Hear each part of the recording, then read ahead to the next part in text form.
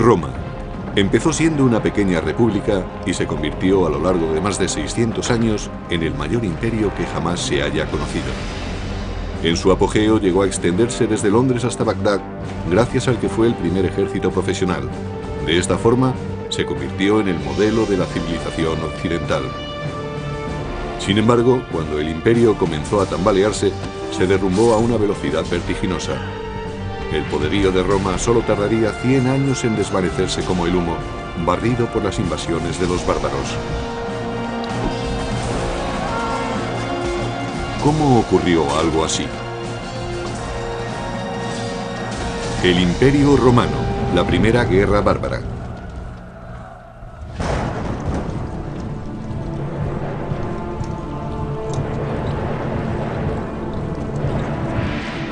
Estamos a finales del siglo II a.C., 100 años antes de la crucifixión de Jesús, una década antes del nacimiento de Julio César.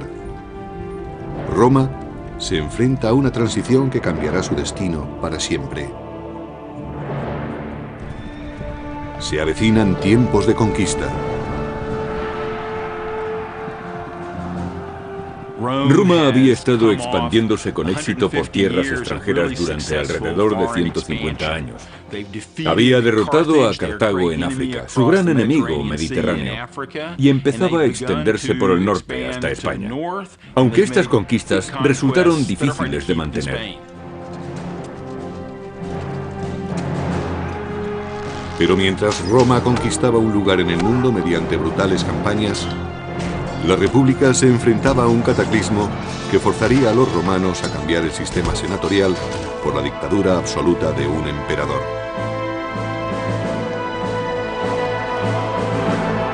Todo empezó con la primera guerra con los bárbaros.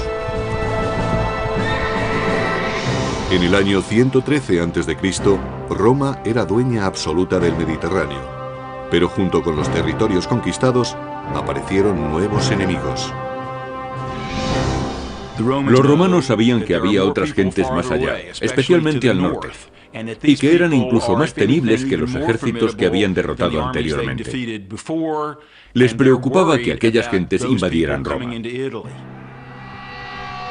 Más allá de las fronteras romanas, los soldados se enfrentaban a una clase desconocida de guerreros. Los llamaban bárbaros, una palabra que significaba extranjero y rudo. Cualquiera que no siguiera las costumbres ni hablara las lenguas clásicas latín o griego era considerado alguien diferente, un bárbaro. Para los romanos estas gentes eran inferiores porque eran mucho menos civilizados que ellos. Solo la escarpada cordillera de los Alpes mantenía a raya a los bárbaros del norte. Desde el punto de vista de los romanos, la cordillera de los Alpes al norte de Italia era la barrera que los mantenía separados de las invasiones. Pero los romanos no controlaban aquella barrera. Sabían que podía ser rebasada en cualquier momento y temían que el enemigo entrara en Roma a través de ella.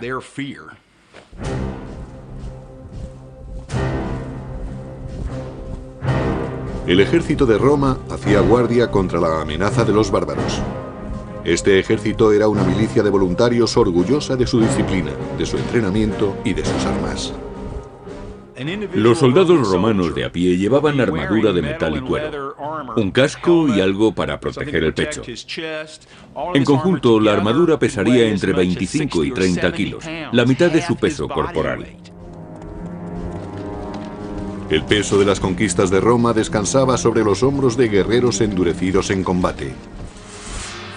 Pero en la capital, eran los miembros del gobierno los que recolectaban los beneficios. Roma todavía no era un imperio, sino una república dirigida por el Senado. En la cima política había 2 cónsules electos. Eran los cargos civiles y militares más altos y con mayor poder de Roma. Por encima de todo estaba la dirección del ejército. La seguridad nacional era lo primero. Pero debido a su alta posición, los cónsules ostentaban también un papel muy importante en la política y en la legislación. A pesar de que la República Romana se regía por ideales democráticos, los hombres no nacían iguales. A pesar de que los soldados ganaran numerosas batallas para Roma, jamás podrían aspirar a ser cónsules.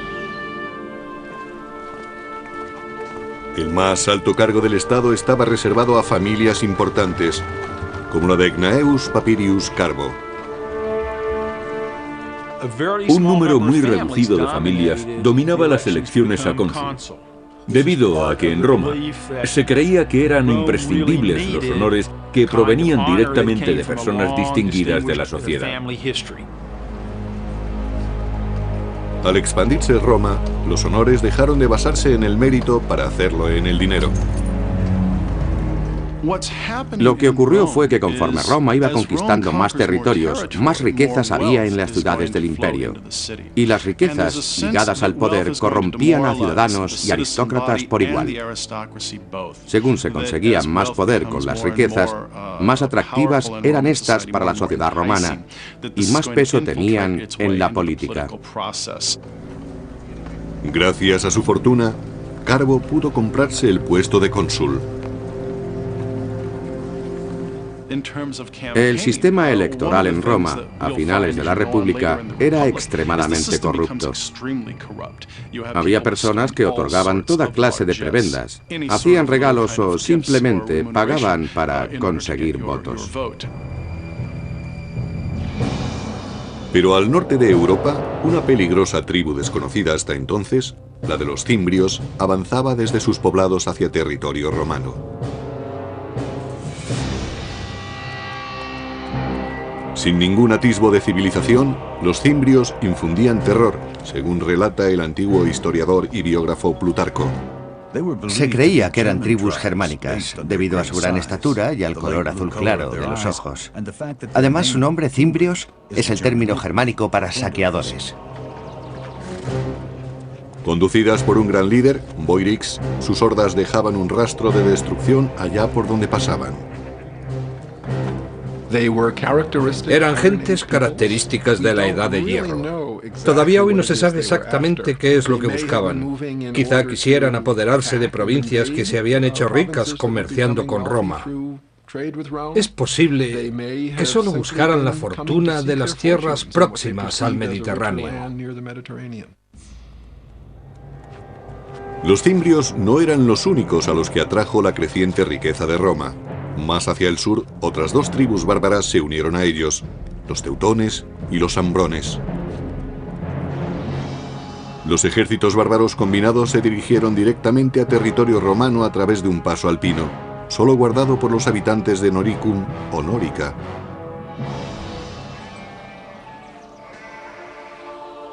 Aunque Nórica no era territorio romano, su proximidad hacía que su gente estuviera fuertemente ligada a la República Romana. Nórica era una región situada en el territorio que ocupa la Austria moderna. Los romanos llamaban a sus habitantes Norici debido al nombre de la región, Noricum. Los Norici controlaban los pasos alpinos. Los romanos comerciaban también con los Noirici, pues tenían fama por su habilidad en el trabajo de los metales preciosos y del hierro. La riqueza de los Norici se basaba fundamentalmente en materias primas tales como oro, plata y sal. La minería de la sal era muy importante en los Alpes. Los romanos necesitaban grandes cantidades de sal para usarla como conservante y requerían ese conservante permanentemente. Los pueblos de Nórica eran una tentación irresistible para los despiadados guerreros cimbrios. No les faltaban armas, por lo que podían iniciar un saqueo en cualquier momento. En el segundo y primer siglo antes de Cristo, los cimbrios tenían espadas, lanzas y escudos. Los cascos eran muy raros, pero estaban equipados con un armamento muy efectivo. Pero los bárbaros ansiaban algo más que las riquezas de los habitantes de Nórica. Los bárbaros del norte emigraban para conquistar nuevas tierras. Su objetivo no era simplemente realizar una incursión y marcharse. Querían vivir cerca de Roma. Los artesanos de Nórica no tenían ninguna posibilidad contra los guerreros del norte.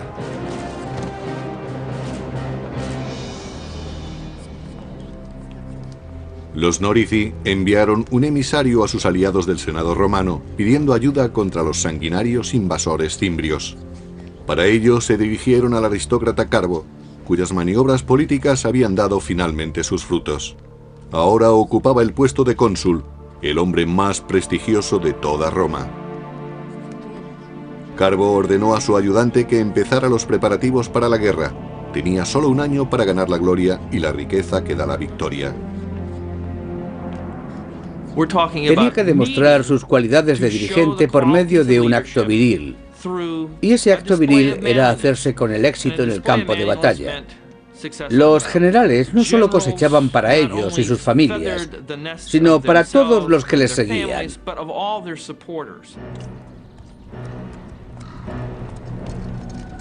Carbo aceptó el reto y llevó sus tropas a Nórica.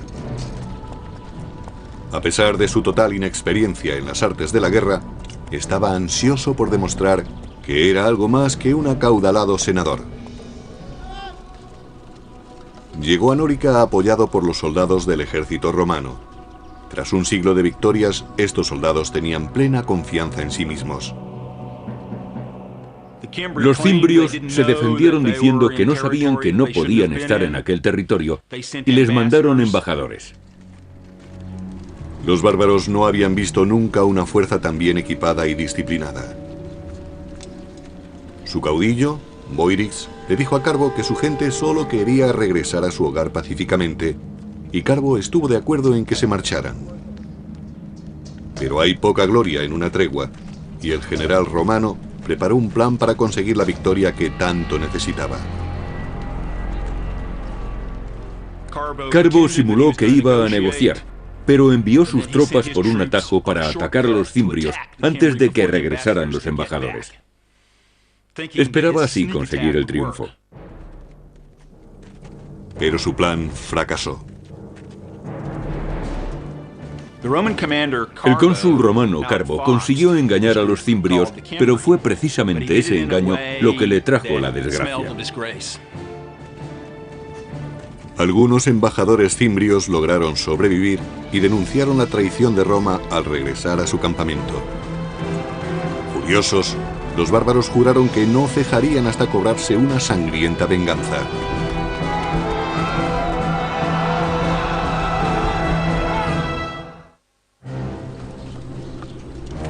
En 113 a.C., el general romano Carbo parlamentó en busca de paz con unos violentos bárbaros, los cimbrios, pero finalmente se retractó y asesinó a sus embajadores.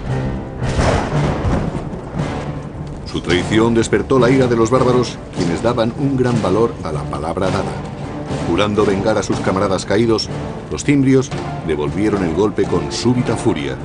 Así lo escribió el biógrafo clásico Plutarco. Su valor y osadía no tenían parangón. Se lanzaron a la batalla con la velocidad del rayo. Nada podía detenerles.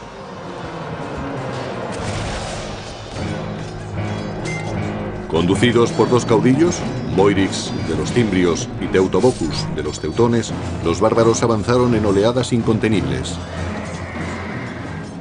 Por la arqueología sabemos que disponían de buenas armas, tan buenas como las de los romanos. Hoy sabemos que estaban organizados militarmente, es decir, que la infantería estaba dirigida por oficiales, pero los romanos no se dieron cuenta de ello hasta que fue demasiado tarde. Carbo se encontró repentinamente desprovisto de las comodidades y privilegios de la vida política de Roma. Allí el lenguaje del poder era hablado con sangre y acero. Como cónsul magistrado jefe de la guerra, había fallado miserablemente. Debido a que el cargo de magistrado jefe de la guerra solo duraba un año, quien lo ocupaba solía ser un novato en el campo de batalla. Era frecuente que la dirección de la guerra estuviera en manos de ineptos y que ocasionalmente acabara en un desastre para Roma. La batalla de Nórica fue uno de esos desastres. Al final, los romanos evitaron ser masacrados gracias a una tormenta descomunal que descargó con fuerte aparato eléctrico truenos y lluvia.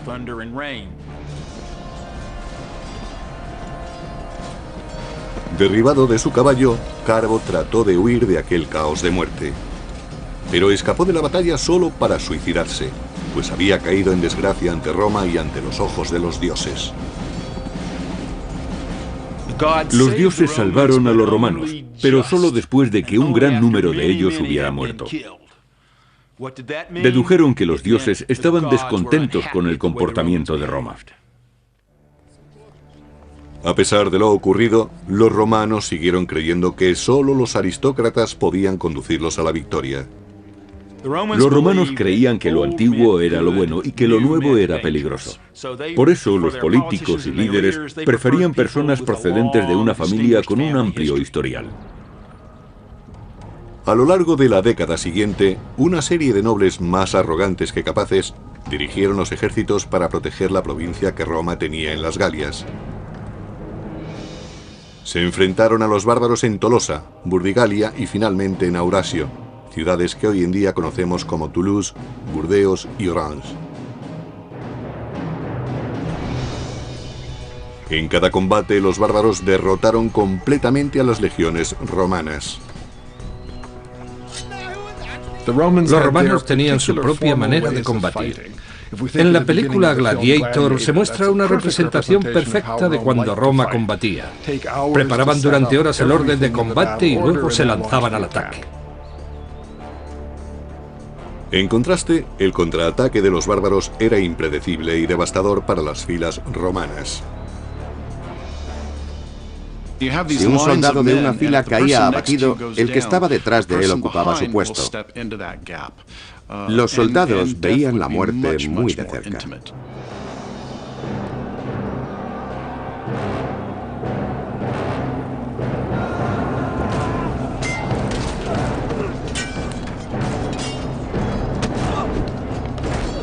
Los tributos de sangre fueron asombrosos. Solo en Aurasio fueron masacrados 80.000 romanos en una tarde. Cuando un ejército pierde cohesión, sus hombres pasan a ser peces en un estanque. Se les captura fácilmente desde cualquier esquina. Cuando cae un flanco, los vencedores matan a los enemigos uno a uno, sin correr ellos ningún riesgo. Lo que en principio era una batalla organizada, pasa a ser una ejecución en masa.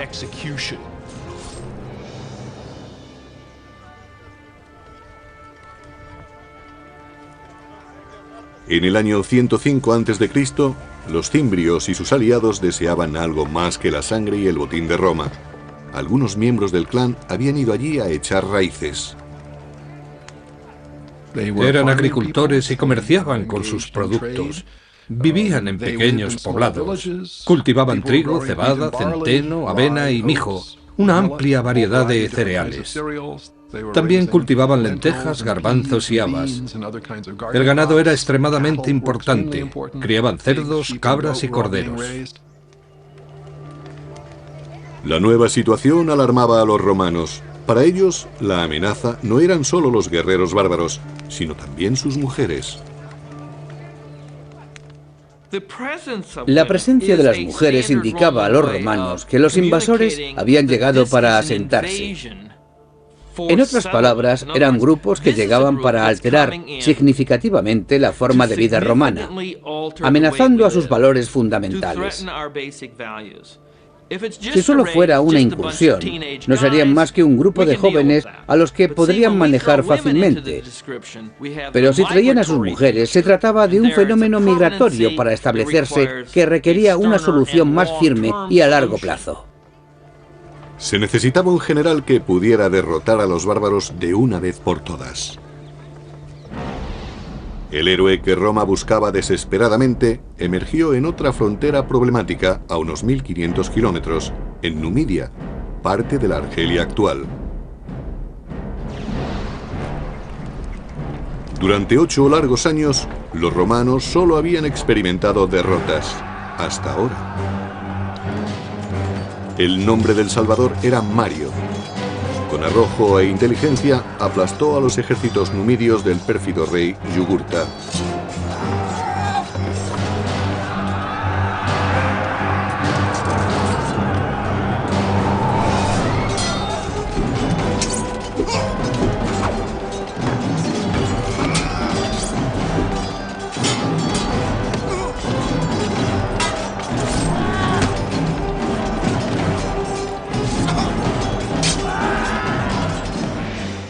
Roma necesitaba grandes soldados, y Mario era el mejor que había tenido.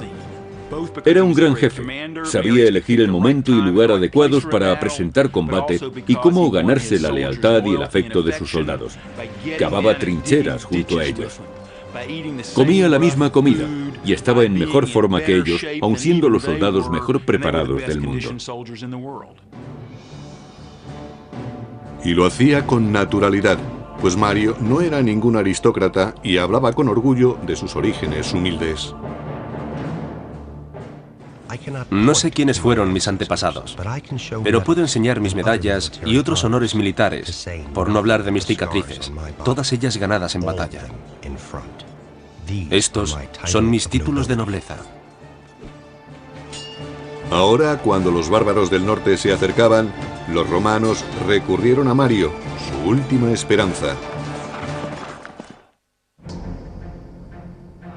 Al final del segundo siglo a.C., una tribu bárbara muy violenta, los cimbrios, junto con sus aliados los teutones y los ambrones, arrasaron la frontera del norte. Una aterrorizada Roma recurrió entonces a su mejor general, el nuevo cónsul Mario. Era un probado jefe militar, y los romanos no querían fallar ahora contra los teutones y los cimbrios, que habían derrotado ejército tras ejército. Había que resolver inmediatamente el problema enviando a la batalla a un líder capacitado. Pero el gran Mario no podía dirigir sin hombres que le siguieran. Devastada tras una década de guerra, Roma pasaba por una escasez crítica de soldados. Los romanos llevaban años de luchas contra las tribus germánicas, y en esos años, el 113, 109, 107, 106 y 105 a.C., perdieron a muchos hombres en el campo de batalla. Por tanto, se enfrentaban a una terrible crisis. A pesar de una enérgica campaña de reclutamiento, Mario no logró encontrar suficientes terratenientes que quisieran luchar. Para ingresar en el ejército romano en la Alta República había que tener propiedades, recursos, y eso causaba problemas al ejército romano a la hora de conseguir un número suficiente de soldados. La solución de Mario fue tan sencilla como radical. Envió a reclutar soldados entre las gentes pobres que no poseían tierras. Si no había que tener propiedades para ser ciudadano romano, ¿por qué tenerlas para ser legionario? Muchos querían ser soldados, era un buen trabajo y muy emocionante. Brindaba buenas oportunidades para el saqueo, lo que garantizaba vino, mujeres y diversión. Y ofrecía la posibilidad de ver mundo a costa del gobierno. Ocurrió lo mismo que hoy en día en las oficinas de reclutamiento. Mario permitió que cualquiera pudiera ingresar en el ejército, con lo que Roma dispuso de una cantera de hombres mucho más extensa para formar sus legiones. En la sociedad romana convivían muchísimos más pobres que gente de clase media. La vieja guardia medía a los reclutas por sus ganancias. Mario eligió a los suyos por su aptitud para el combate. Si podían enfrentarse a un legionario, podrían enfrentarse a los bárbaros. Al extender la búsqueda de legionarios a todo el proletariado, se consiguió inmediatamente que el soldado corriente dependiera aún más del éxito del jefe. Se suponía que el general debía mantener a los soldados que trabajaran bajo sus órdenes y ser generoso con ellos. Atraídos por la promesa de ganar riquezas, surgió una nueva clase de soldados romanos. Mario prometió darles todas las armas y formación que necesitaran. Os enseñaré a derrotar al enemigo, a no temer más que a la desgracia, a dormir en el suelo y a luchar con el estómago vacío. En el año 104 a.C., Mario se dirigió con su ejército a las Galias para enfrentarse a los cimbrios. Por suerte para los romanos, los bárbaros eligieron ese preciso momento para abandonar las Galias e invadir Hispania. Aquel error táctico dio a Mario un tiempo precioso. Mario formó un nuevo ejército partiendo de la nada y consiguió que sus soldados se endurecieran y se desvivieran por su ejército. Mario introdujo muchas innovaciones en el ejército. Entre otras cosas, distinguió cada legión con un águila de plata como estandarte. También entrenó a sus hombres para que llevaran su equipo. Así se desplazaban más rápidamente. Pero a veces iban tan cargados que decían de sí mismos que eran las mulas de Mario. Por tanto, no necesitaban animales de carga para llevar a su ejército al combate. Ellos mismos hacían de mulas. Aquello les hacía más efectivos, más flexibles. Fue precisamente esa flexibilidad de las legiones lo que hizo que triunfaran las reformas de Mario, además de la estandarización del equipo. Bien equipados y unificados en espíritu, los soldados de Mario estaban listos para luchar, pero aún no habían sido probados en combate. Pasaron 2 años sin que aparecieran los bárbaros, pero seguían inspirando temor. Los romanos ignoraron los antiguos límites del mandato consular y reeligieron cónsul a Mario como magistrado jefe de la guerra.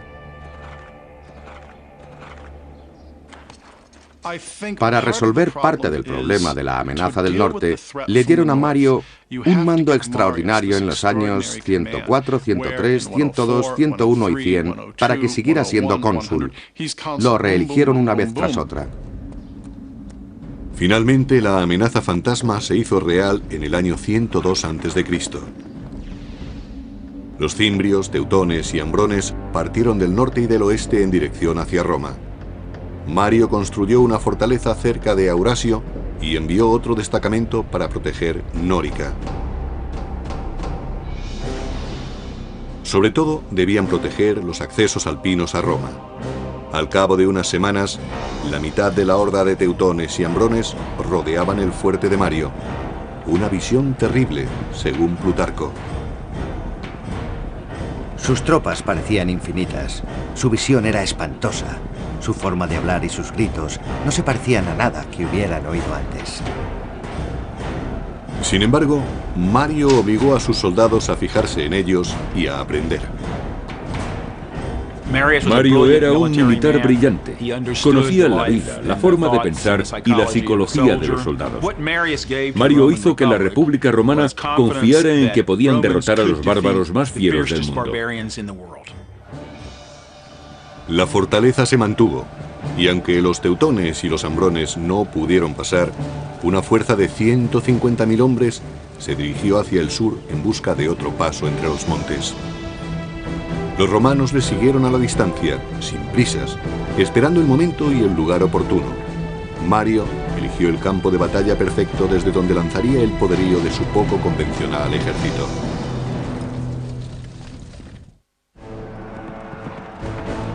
En el año 102 a.C., miles de bárbaros se dirigían a Roma. El gran general romano Mario persiguió a los teutones y ambrones mientras trataban de encontrar un paso entre los Alpes. Trasladó a sus soldados desde su fortaleza de Aurasio a Aquae-Sextiae, la actual Aix-en-Provence de Francia. Allí, Mario ordenó a sus hombres que acamparan, tras elegir cuidadosamente su posición.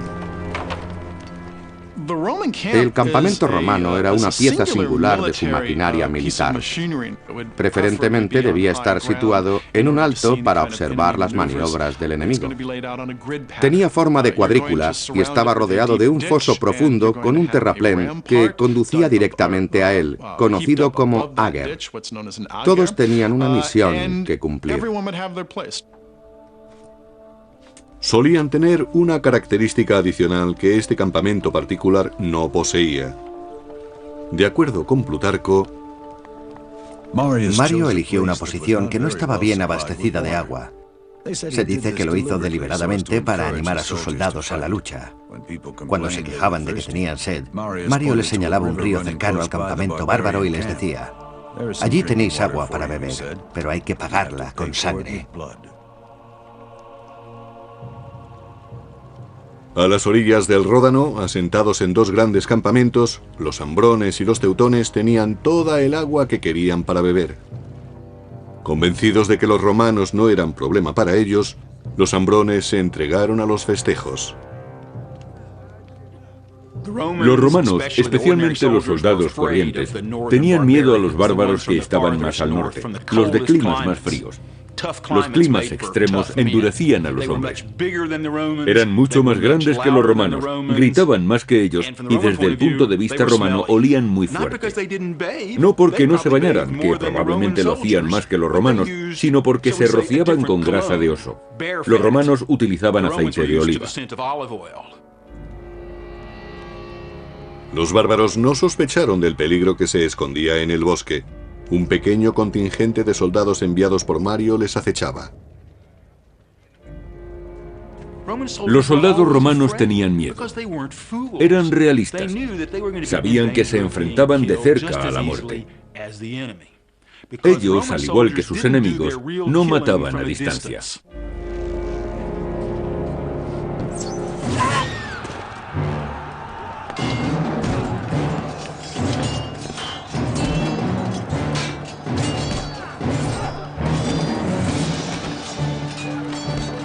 Las mulas de Mario se lanzaron al ataque, pero los bárbaros acudieron rápidamente en masa para contraatacar. Cuando la derrota parecía cernirse sobre los romanos, Mario mandó refuerzos. Los romanos empujaron a los ambrones hacia su campamento, donde la batalla tomó un extraño rumbo. Así lo explicaba Plutarco. Aparecieron mujeres armadas con espadas y hachas, profiriendo los gritos más horribles. Se lanzaron al combate, y aunque sus cuerpos resultaran acuchillados, seguían luchando hasta el final con un espíritu inquebrantable. Las mujeres bárbaras siempre iban al campo de batalla. Algunas veces, en vez de luchar, empujaban los carros detrás de los hombres. Para impedir que se retiraran, los bloqueaban. Las mujeres tenían tal sentido del honor y de la libertad que creían que era mejor morir luchando que escapar.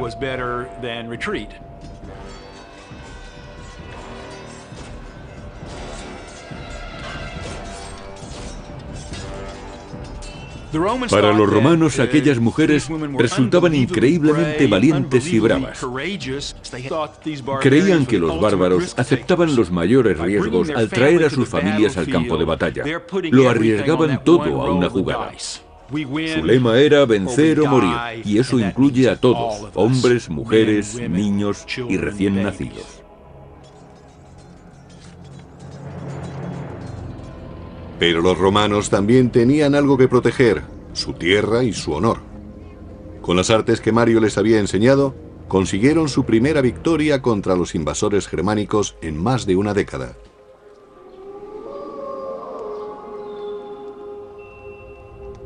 En su campamento, Mario se preparaba para el ataque de represalia que sin duda lanzaría Teutobochus, rey de los teutones. En Aquae Sextiae se enfrentó a una situación táctica realmente difícil. Como de costumbre, el enemigo era muy superior a los romanos, pero Mario supo elegir el momento y el lugar adecuados. Por eso escogió el terreno con sumo cuidado. Mario dispuso una trampa con Claudio Marcelo, un capitán de su confianza. Marcelo y otros 3000 hombres entraron en los bosques por detrás del campamento teutón y se mantuvieron allí escondidos hasta que empezó el combate. Según Plutarco, los bárbaros cargaron colina arriba contra el campamento romano tal y como había previsto Mario, y allí se encontraron con una muralla de espadas. El mismo Mario peleó en primera fila, poniendo en práctica las órdenes que daba a sus soldados. Estaba tan bien entrenado como el que más, pero su osadía sobrepasaba a la de cualquiera. Esta batalla era la prueba de fuego para las tácticas de Mario.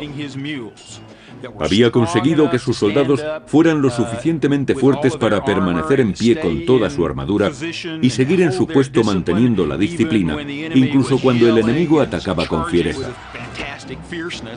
A continuación, se lanzaban contra ellos con sus espadas a modo de cuña móvil que caía de la colina despedazando las tropas enemigas. Cuando Mario y sus hombres forzaron a retirarse a los bárbaros, Marcelo y sus cohortes salieron del bosque. Peleando juntos hicieron que se desvaneciera cualquier esperanza de retirada del rey Teotobocus y sus guerreros. El número de bajas era incalculable. Los romanos masacraron más de 100.000 teutones. El resto pasaron a ser esclavos, botín de guerra que haría ricos a las mulas de Mario y a sus ayudantes. Se preocupaba no solo de sus soldados, sino también era muy generoso con los romanos de todas las clases sociales. Mario, al monopolizar el poder desde las alturas, se convirtió en un ejemplo a seguir, incluso para la clase senatorial. Animados por la fiebre bárbara, los romanos eligieron de nuevo a Mario para el puesto más importante de Roma. Sería cónsul durante un quinto periodo, algo que no tenía precedentes. Tenían tanto miedo de que los bárbaros cruzaran los pasos de los Alpes no controlados por los romanos y que destruyeran y saquearan Roma, que la política fue dejada a un lado. Pero Roma no estaba a salvo aún. Mario había derrotado solo la mitad de las hordas bárbaras. Los cimbrios, los más temibles, todavía acampaban por su cuenta. Mientras Mario estaba en Roma, los cimbrios rebasaron las fortificaciones en Nórica. El enemigo había traspasado al fin las fronteras de Roma y cabalgaba por la llanura del Po. Pero solo un hombre tenía el valor y la inteligencia necesarias para resolver esta nueva crisis, el cónsul Mario.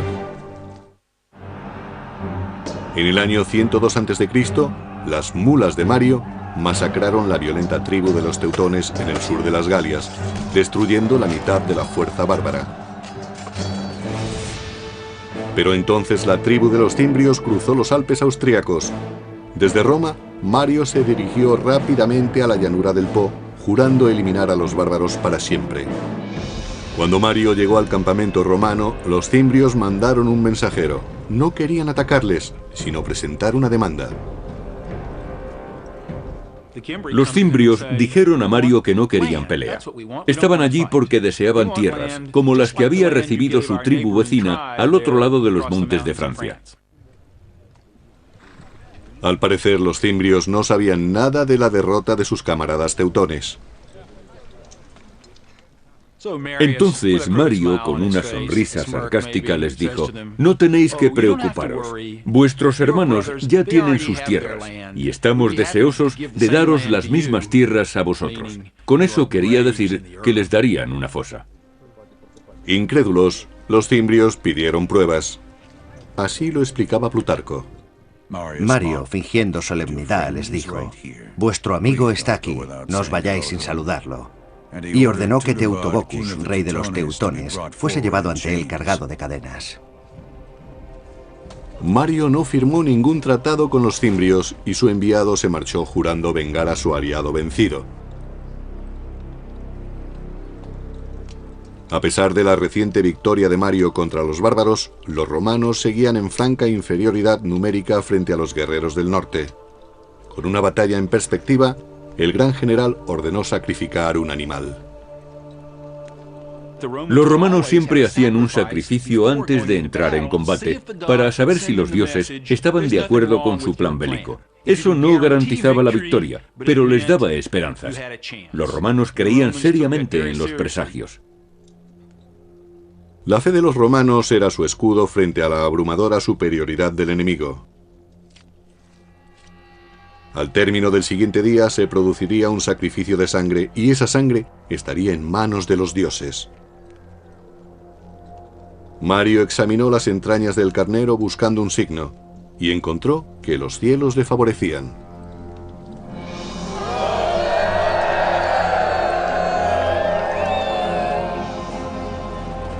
En el año 101 a.C., toda Roma sufría mientras los dos enemigos mortales se enfrentaban en la aldea de Vercelli, en la moderna Italia.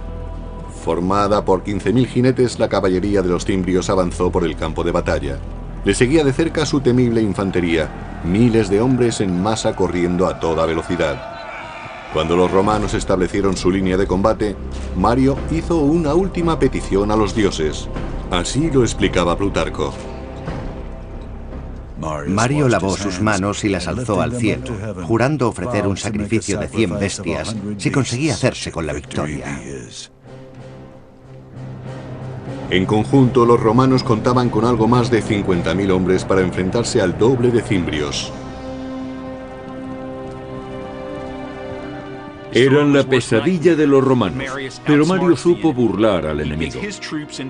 Situó sus tropas de forma que el sol saliera por detrás de sus soldados, para que cuando estuviera en el cenit, se reflejara en las armaduras y éstas proyectaran destellos. Los bárbaros creyeron que el cielo estallaba en llamas y que los dioses estaban ayudando a sus enemigos. Notando la súbita ansiedad de los cimbrios, los romanos atacaron.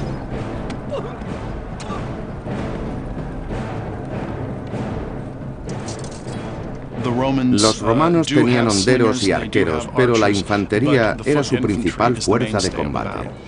Eran hombres que no flaqueaban ni al ver la sangre ni al escuchar los gemidos de los que morían. No podían saber a quién tenían detrás o a su lado porque llevaban casco.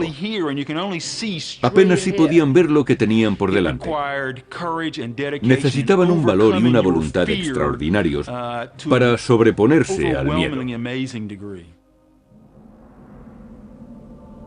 En Vercelli, los romanos mataron a 120.000 cimbrios y, lo que es más importante, acabaron con los temores que habían amenazado a Roma durante 13 años.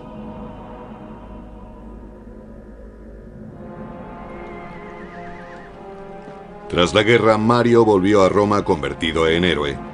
La multitud lo ensalzó como salvador de la República. A pesar de la vieja ley que no permitía ser cónsul 2 veces consecutivas, fue aclamado nuevamente para el puesto. Al hacerse de nuevo con el poder para el pueblo, Mario se acercaba cada vez más al concepto de jefe absoluto, el emperador. Y eso era exactamente lo que la aristocracia tenía. Desaparecido el peligro de los bárbaros, muchos nobles se declararon abiertamente hostiles a Mario.